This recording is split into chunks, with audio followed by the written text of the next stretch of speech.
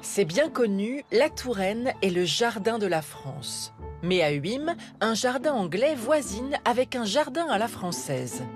Un chef-d'œuvre signé Coral, une franco-britannique qui dédie toute sa vie à cet écrin de verdure.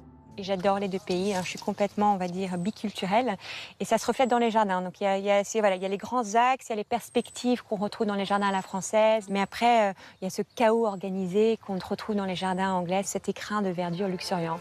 Le jardin de Coral, c'est un dédale de 5000 mètres carrés, où se superposent les essences, les époques et les styles. Comme ces taupières typiques des jardins à la française, dont Coral maîtrise la coupe du bout de son sécateur. Ce qui est fabuleux, c'est que c'est très difficile de contrôler la nature. Même si on essaye, même si le roi Soleil a essayé, finalement, c'est elle qui reprend le dessus. Donc il faut travailler avec elle et l'honorer, voilà, la célébrer. Et à chaque parcelle, son âme. Ici, dans ce cloître dédié à Rabelais, Coral va donner naissance à un jardin dans le plus pur esprit médiéval grâce à des plantes particulières. Comme ça fait une pointe de blanc. Moi, je suis vraiment très passionnée par les plantes médicinales et mellifères. C'est des plantes qui sont chargées de pollen et qui attirent les insectes, comme les abeilles, les papillons. T'en as combien là? Ouais. Le but, c'est que ça se fasse comme un tableau, en fait. Un jardin comme un chef-d'œuvre? Mieux.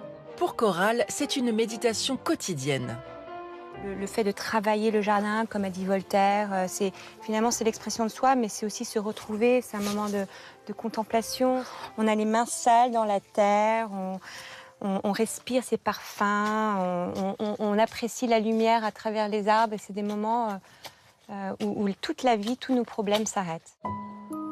Cette sensibilité, ce regard sur les choses, Coral les doit à une personne. Bonjour maman. Leslie, sa maman, une artiste écossaise. C'est elle qui a exercé son œil et l'a initiée à l'art des jardins.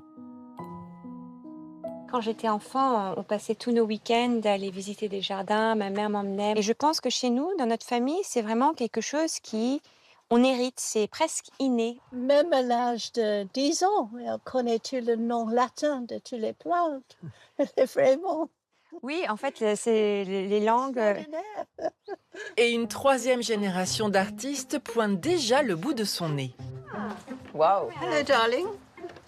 C'est magnifique. Merlin, le fils de Coral. À seulement 13 ans, il compose déjà des mélodies à la guitare en s'inspirant du jardin. Ça change tout le temps, les odeurs, les couleurs. Et du coup, ça peut changer comment je joue. Ça m'inspire pas seulement pour la musique, mais aussi pour les jardins. Ça me donne envie de créer des jardins, moi aussi, parce que cette inspiration descend de toi. Un jardin comme un trésor de famille à choyer, afin que la Touraine demeure toujours le jardin de la France.